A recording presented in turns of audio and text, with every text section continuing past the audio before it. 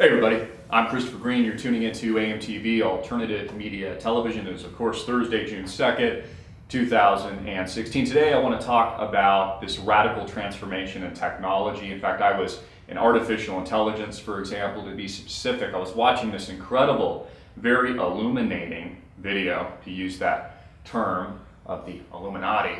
Illuminating video of Peter Thiel, who I've been speaking to a little bit about lately, who's the founder, really co-founder of PayPal, the PayPal mafia boss, although arguably Elon Musk was the mafia boss of PayPal, but the Silicon Valley billionaire who now runs Clarion Capital, a venture capital arm, and has been in the press recently for suing Gawker, being behind the financing of this massive lawsuit that has threatened to bring down the company in the amount of hundreds and hundreds of millions of dollars, of which they just won in the Hulk Hogan case. So it's probably why I'm thinking of Peter Thiel, plus I'm reading this book on Elon Musk, biography, which is absolutely fascinating, by Ashley Vance, a fantastic writer. I encourage you to buy the book. In fact, I did a special report on this broadcast, AMTV On Demand, yesterday. I encourage you to watch it, where you can hear my thoughts about the book specifically.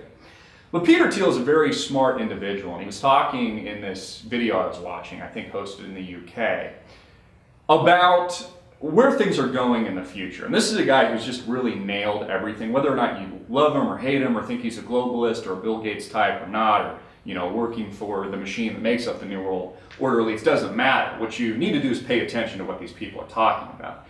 And he talks about globalization, how a lot of countries around the world, like China, for example, where he just spoke, he just came out with a new book, which is also on my book list, 0 to 1. I encourage you to read it, something I'm reading right now. Excellent book talking about technological change and innovation, talking about the fact that globalization has really been kind of rearing its head across the globe, right, over the last 40 years or so. It's been penetrating other countries around the world, like China, for example, that are mimicking and copying essentially what's worked here in the United States. This capitalist system, but really crony capitalist system. It's imperfect, but we've had tremendous success here. It's become more corrupt over time, which is a natural byproduct of government and politics and centralization of power, etc. Something our founding fathers were very worried about and feared. That's why they established the constitutional republic. But how this has been trickling to the rest of the world, but now it's slowly began to stagnate.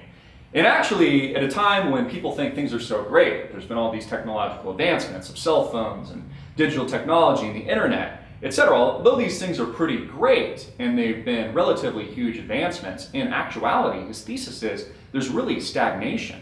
There's stagnated growth. In fact, the way that I interpret this is really kind of the dogma, the propaganda through these machines that makes up the mainstream media, for example, and modern day television and entertainment is programming the masses and dumbing them down to such an essential basic level that I think, arguably, people have become stupider, if that's even a word, and dumber in recent years through this groupthink, herding mentality, this, go with the crowd, don't think for yourself kind of approach to life, something that Peter Thiel was talking about. And he said, think about it, even the advancements we're talking about, for example, like self-driving cars, it really isn't that radical.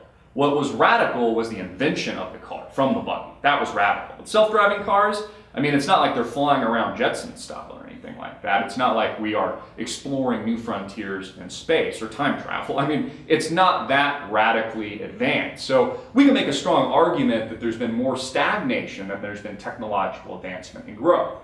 It's interesting, he describes globalization on an x-axis, horizontal axis, where the rest of the world, again, has been copying what's worked in the West, in the United States, for years. But now it's reached a point of saturation, almost 100% saturation. And so the only way to get past that is on the y-axis, which makes up technological innovation or change, things that we haven't even thought about before.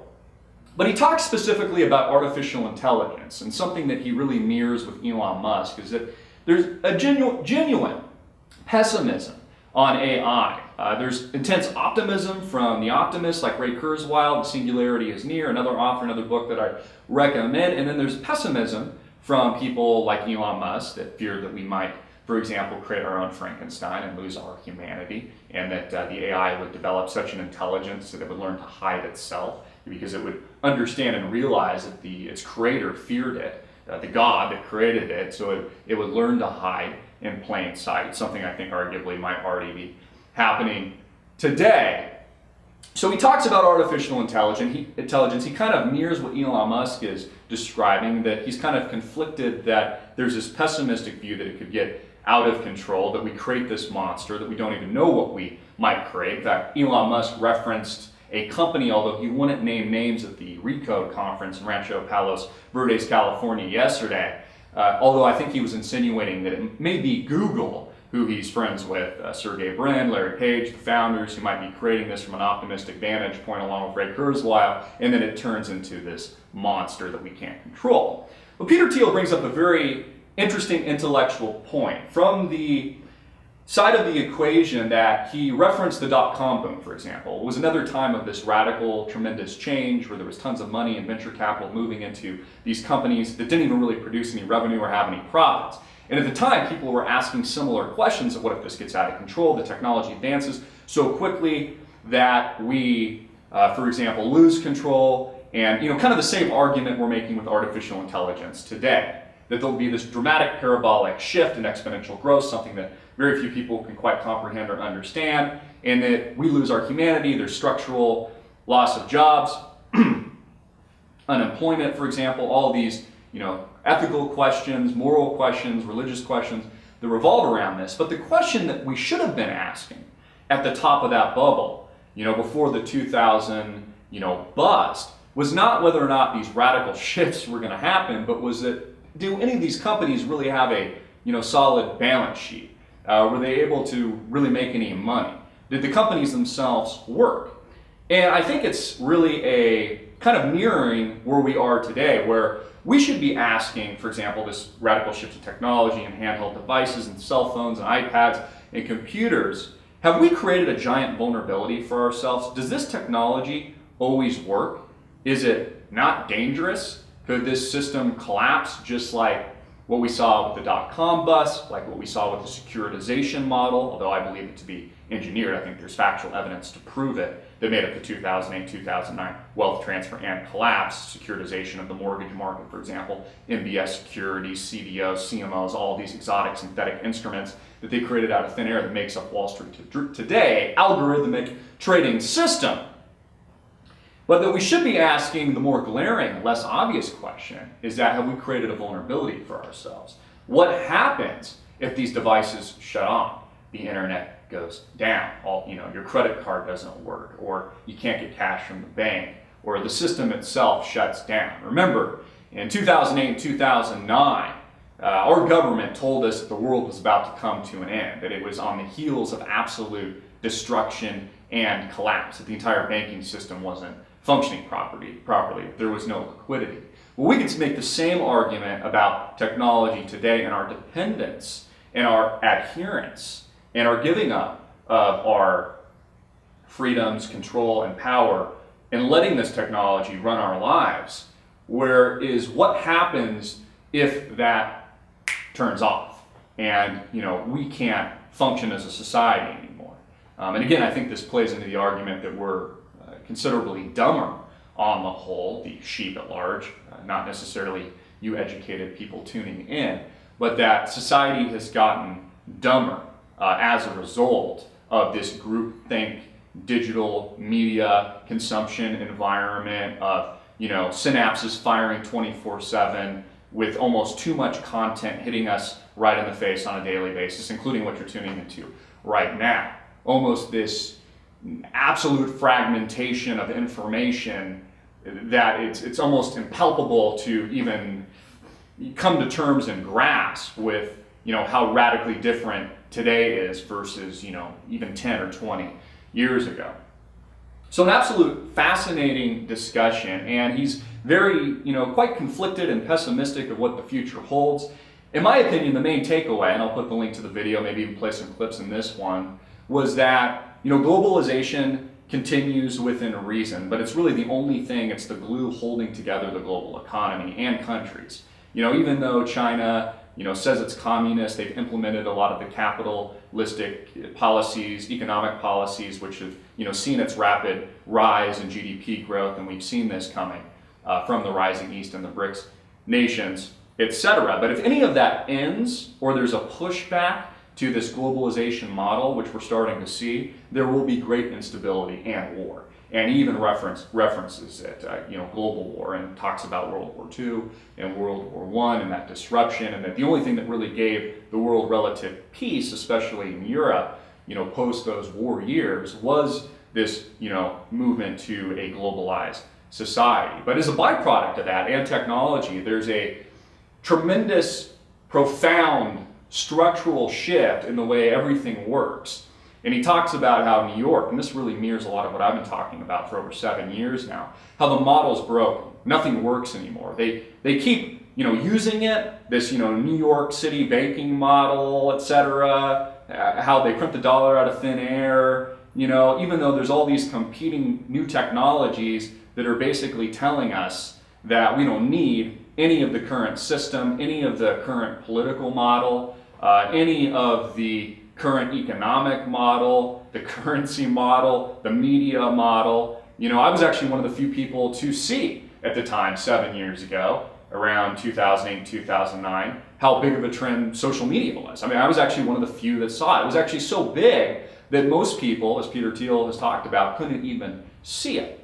And now I see, as many of these people do, the same kinds of dramatic long-term shifts occurring. But I also think that there's going to be disruptions along the way. I think that there's going to be war. I think that there's going to be a shutoff of our digital technology, for example. I think that there's going to be some pain that, is the monkey wrench or the wild card that is outside of the bell curve that we can't necessarily predict, but what will have dramatic implications going forward and change our perception of reality and how we think about things moving forward. I think the more important question is we need to get past. We need to innovate along the y-axis, understand that we need a new political system in a lot of regard. We need a new model for how all this works, a new economic model. We see this with digital currencies and stuff, and even though I know they're infiltrated by companies like Incutel, which is a venture capital firm of the CIA, just to give one example, we need to be thinking about how to create a different integrated model, build upon what's worked, constitutional republic, or foundational principles, the founding fathers. I don't want to get away from that in any regard.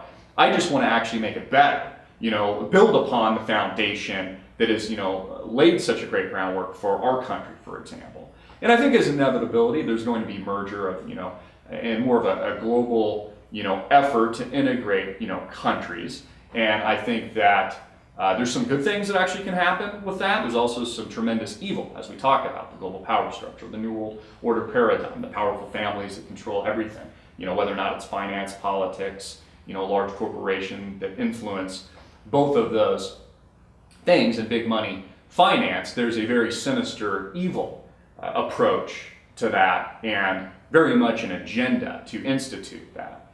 But let's not kid ourselves, and let's also understand that we're also moving into a little bit of a different era. The nostalgia of, even Donald Trump's campaign, Make America Great Again, let's go back to, that's not what America is anymore. It has actually fundamentally, transformationally changed as a byproduct of technology, something that I've seen at the very forefront of even what I do on a small level.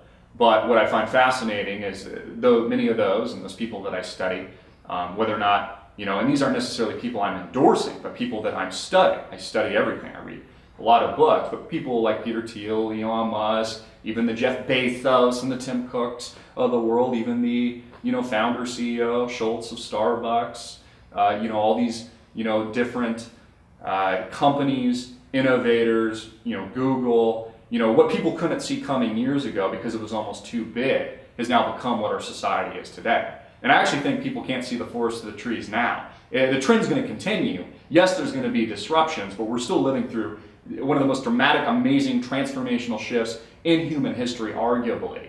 And it's not to say there won't be disruptions. There's not going to be a collapse. There's not going to be crashes. There's not going to be inconsistencies, shutdown of digital technology, at least in the interim. And maybe even from a pessimistic viewpoint for a longer period of time, most people think that could send us back to the Stone Ages, as what people like Albert Einstein predicted with the threat of World War III. But all this is happening as a direct manifestation and thought process of the visionaries over time. I consider myself just one guy in the pot, a grain of sand, but actually have, quite a vision for the future, the way I see things working out. I hope, and I would like to remain an optimist, that we can actually forge ahead in a mutually beneficial way, in a way that is, pragmatic, and that actually would bring a lot of goodness and hope and happiness and, integration, although there might be some pushback to that word, in a way that actually made the world a better place, healthier, less corrupt, less cronyism, less crime, less fraud, less pain, less suffering, and that we really look back, and is the primary foundation of what I do. And the media that I present to the world is that we, look at our own humanity, and that we make things better, and that we give more, and that we share love and personal growth, and we all help to make this experiment, which is life and death, something beautiful, something to be held sacred, something that we should honor and set as an example to future generations and our children who we're lifting up in the future. I'm Christopher Green. Get this video out everywhere, make it viral, hard hitting it in your face, and click the link below to support our sponsor. Peace. 0 to 1 because they think, well, we could do that in China too, or is it, gee, they can do that in the U.S., but we can't do it in China? Well, I think it's interesting precisely because it's that's sort of the cusp of the debate, and so the two kinds of critiques my 0 to 1 book got would be, on the one hand, that of course China can innovate, and it's wrong for me to suggest otherwise, which I didn't really do, but there's sort of a sense that China gets linked with globalization, and so one critique is, yeah, we can innovate just as much as the West, and then the other critique of it is, well, 0 to 1 businesses are good for America and other countries. We don't need 0 to 1 businesses. We can just copy things that work. And so you have these two diametrically opposed critiques. We don't need to do this, or we're already doing it. That leads me to think that the truth is somewhere right in between, that there's a sense that they haven't needed to do it. They haven't needed to innovate for a long time. And this, of course, is the good part of globalization. You can copy things that work. If you're a very poor, very underdeveloped country, there's a lot of room for copying. And then at some point— Huge increase in living standards. Huge increase in living standards.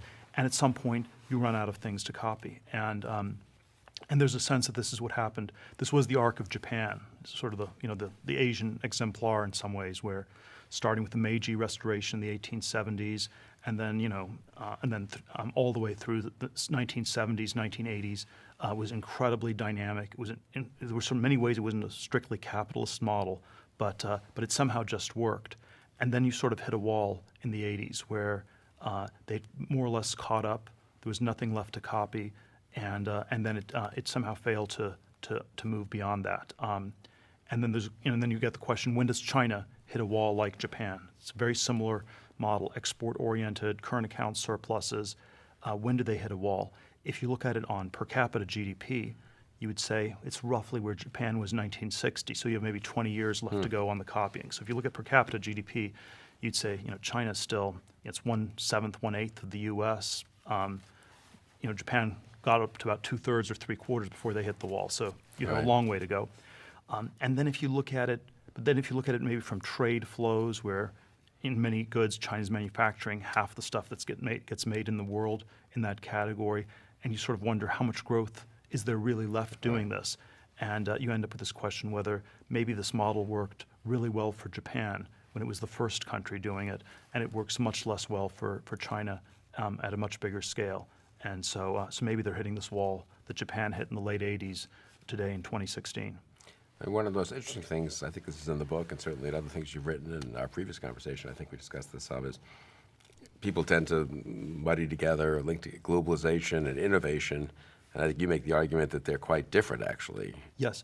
Well, I always try to stress the difference, where I always draw globalization on an x-axis. It's copying things that work. It's going from one to end. It's horizontal, extensive growth.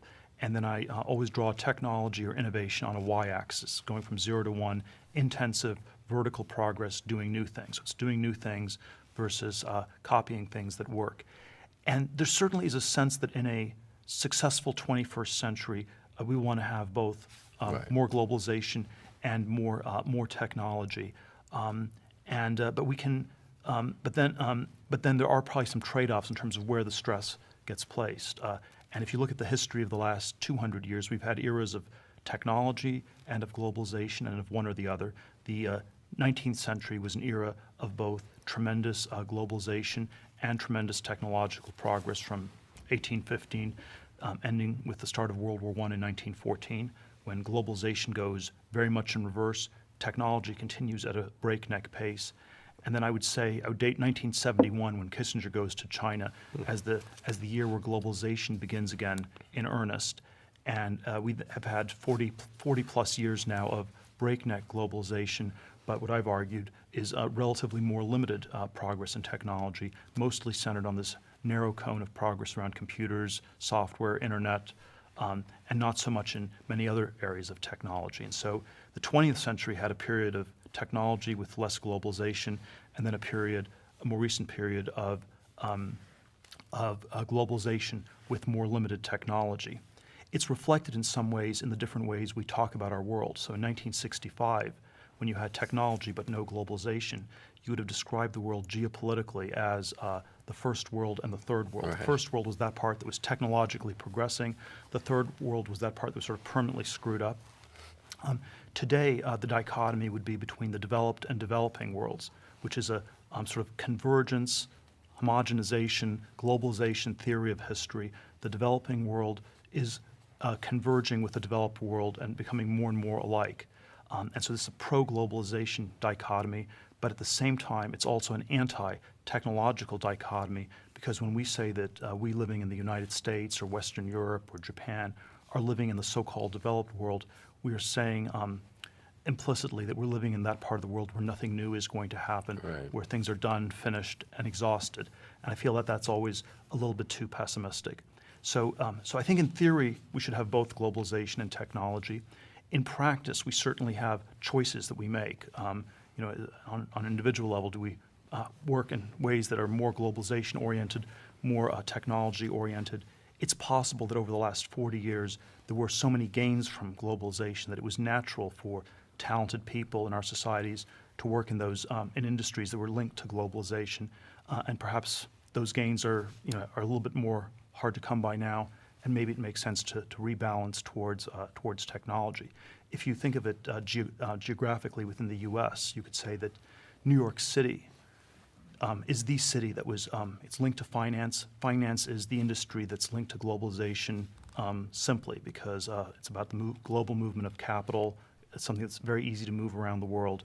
And so somehow the way the economy and the future was centered on New York City from, say, 1982 to 2007, for that quarter century, was the period when people really believed in globalization.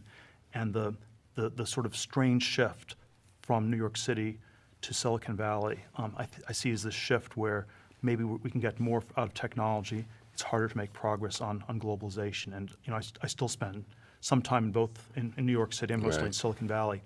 And it's always striking the sort of the extreme contrast, the sort of optimism in Silicon Valley, and then the sort of very deep pessimism that I feel always permeates New York, where there's this model that's not quite working anymore.